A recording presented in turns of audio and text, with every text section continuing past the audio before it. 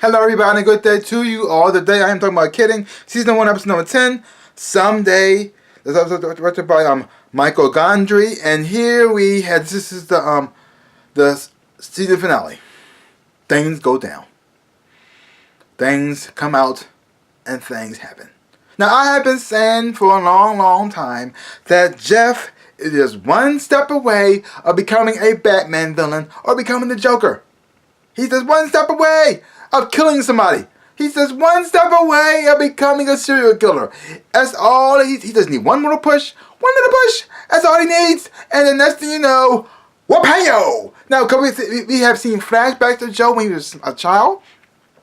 And he used to play hockey. He had a little bit of a temper. He almost beat a boy to death. What happened was, once his mom left, and he saw his mom leaving, that's when Mr. Pickles was born. Because he saw the crap, he saw the messed up stuff, he saw all the bad things that was going on, and then something in his brain switched. And so he started turning everything negative into a positive. And when he was repeating what they were saying, and then he was retranslating it into a positive way. And next thing you know, Mr. Pickles was born. But the thing is though, all that anger and all that hate did not go away. It just was suppressed, bottled up. And as he got older, the more Mr. Pickles started to emerge, and he became the television personality everybody loved, teachers to all children all over the world. His anger just kept building and building and building. But he managed to suppress it because Mr. Pickles helped a lot of people. Mr. Pickles was the father to everyone. Mr. Pickles is the hero. He's the saint. He can do no wrong. And then his son died. And all that anger came to the surface. And then a crack was formed. But he kept trying to move forward. His wife got a divorce from him. Crap! Another crack. Boom! He kept trying to move forward. And then he started doing more good things. He was supporting the man who killed his son. It was an accident. But he's helping out with his medical bills, paying off his house and everything. The man is living scot-free, living it up. And my Mr. Pickles is slowly but surely going crazy. And then he got a girlfriend who has cancer, who was dying. And then she got better. And then she dumped him. What? And so he even paid for her trip. And then that's when the crack, broke. And so now he's starting to spiral down. But there were always moments and there were always times when you saw him do something good and something great. But then there are also other times the darkness started to come out. And this is one of those times where things went sideways. Sideways. There was a whole lot of steps to this moment. The thing is though, I have been saying it's going to happen for a long time. But at the same time, when it happened, I wasn't prepared for it.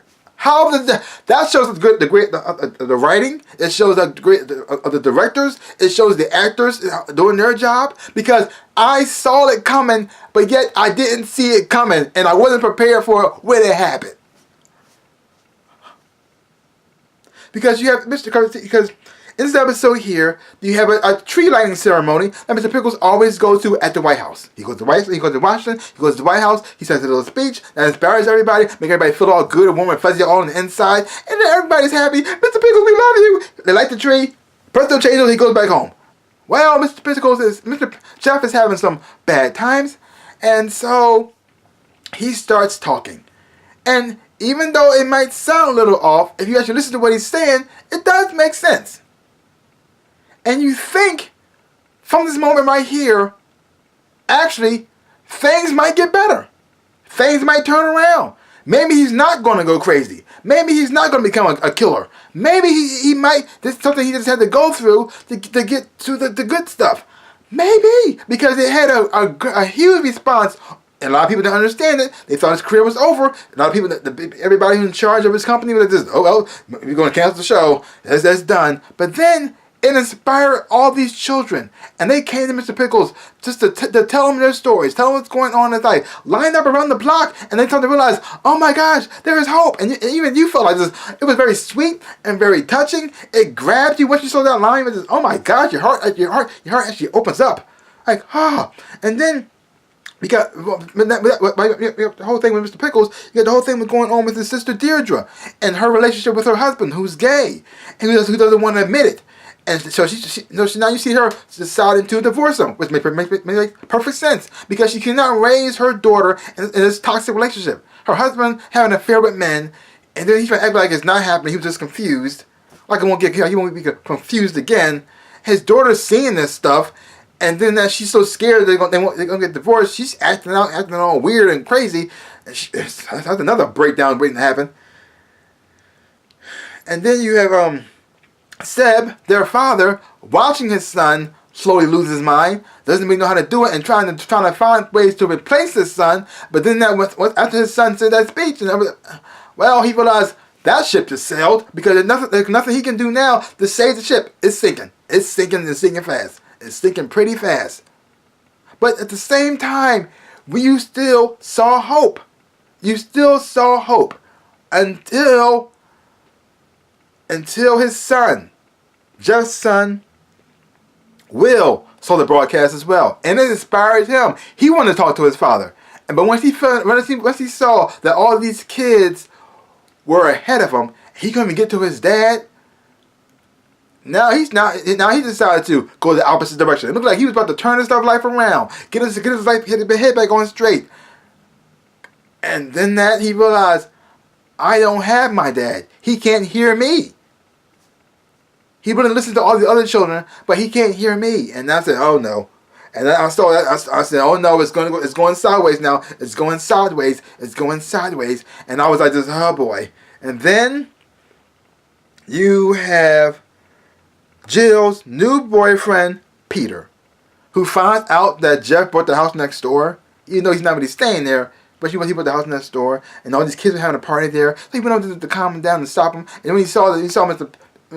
Jeff's shirts and all this stuff in there, he said, oh crap. And then I thought it was going to go sideways from here. But then they had a nice talk, and everything was nice. I mean, even Jeff confessed to him, when he kept calling him Big P, it stood for, well, something else. And so, and he was he giving Jeff all this praise, making him feel good, telling him that he's good for Jill, that he's happy that he's part of his son's life, he could be there for him.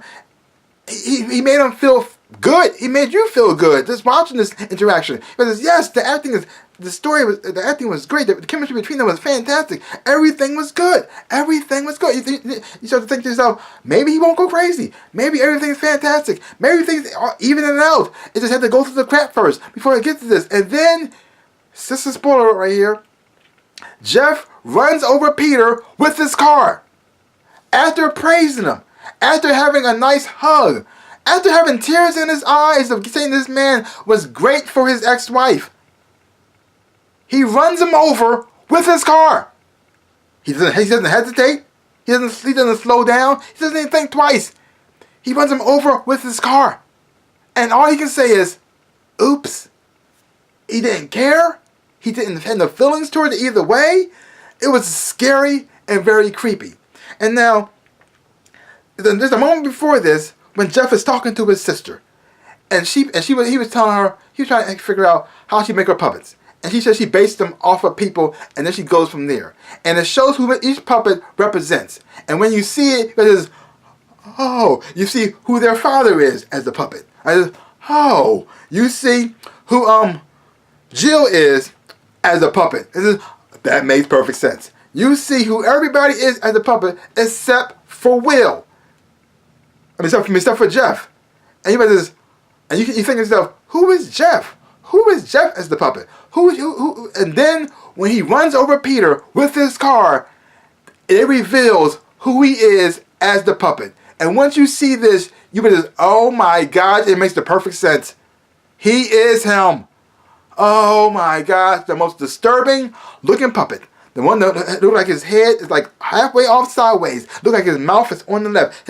Nothing about his body is correct. All the other puppets, it may look a little weird, but everything's lined up right. But his jaws over here, his head kind of leans a little, his arms wiggle all weird. Like he looks like a monster, but he's very sweet and really at the same time. And you just, oh, that's who he is. Oh. And me, through all the darkness, they still managed to have some humor in it as well, and some funny moments in here as well. I mean, you had the Japanese Mr. Pickles, and Mr. Pickles said his speech, and he walked off the stage. He didn't like the tree. Everybody was confused. Like, what are we supposed to do now? And so he went up there to try to fill it for Mr. Pickles, and all he can say is Allah Akbar. And everybody said, what? And they tackled him. I mean, he's sitting there at the White House holding a button in his hand, about to push it, like he gonna blow up something. Like, oh, so stupid. That was funny though. It was still dark, but it's fun. This is a very dark comedy. The show is unpredictable. You don't see where it's gonna go. I love that. You're always on your toes because you don't know exactly what's going to happen. They set up things like an episodes ahead of time, and then when it finally comes to fruition, you must just, oh. I mean, there's episodes where you don't know what's going on. It's confusing, and then it follows through. The next episode is, oh. And everything led up to this moment right here. And the thing is, though, I said it before. I said from the start that I thought Joe was going to go crazy, kill somebody. But when you finally see him do something that's so bad, it hits you hard. Wow. Great episode. Great season. Leave your comments down below. Let me know what you thought of this episode of Kidding. If you haven't watched it, check it out for yourself. Hopefully when you watch it, you will enjoy it. Have fun watching it too. So give my channel a big like, hit the thumbs up, and subscribe to my channel, and share. I would appreciate it. Like I always say, in my dreams and in my life, I am the Ninja Rabbit. Peace out, people.